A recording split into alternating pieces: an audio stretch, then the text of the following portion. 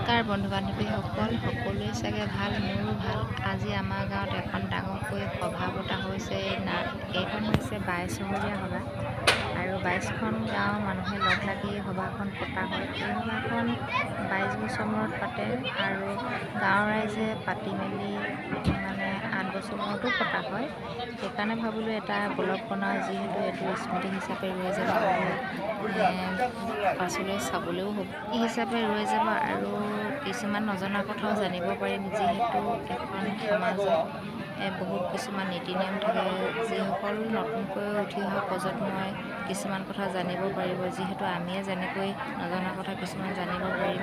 সেইকাৰণে ভাবিলোঁ এটা ব্লগে বনাওঁ আৰু দিনৰ ভাগতে আহিলোঁ ইয়াত সেৱা কৰোঁ বুলি ঘৰৰ গোটেইখিনি আহিলোঁ। এবাৰ সেৱা কৰিলোঁ, লগতে তেতিয়াই ভিডিঅ'টো বনালোঁ আৰু ইয়াতে এখন বিষ্ণু যজ্ঞ আৰু এই সভাখন এইবাৰ মাঘী পূৰ্ণিমাতে পৰিছে।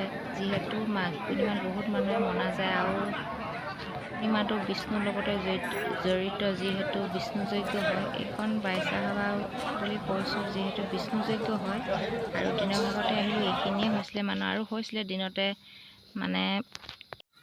22খন গাঁৱৰ মানুহ মিলি ইয়াত এটা মণ্ডপ সাজিছে আৰু এই মণ্ডপটোৰ মাজতে সকলো ৰাইজে ইয়াতে সেৱাক আহিছে।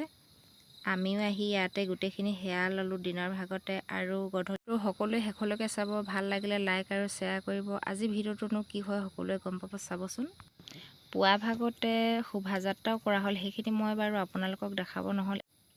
এতিয়া সন্ধিয়া সময়ত হোম পুৰিব লৈছে আৰু প্ৰত্যেকখন গাঁৱে এজন এজনে হোম পুৰিব। যেনেকৈ 22খন হৈছে গাঁও, 22খন গাঁৱৰ 22জনে হোম পুৰিব ইয়াত আৰু পুৰোহিত আনিছে এনেকৈ দূৰৰ পৰা।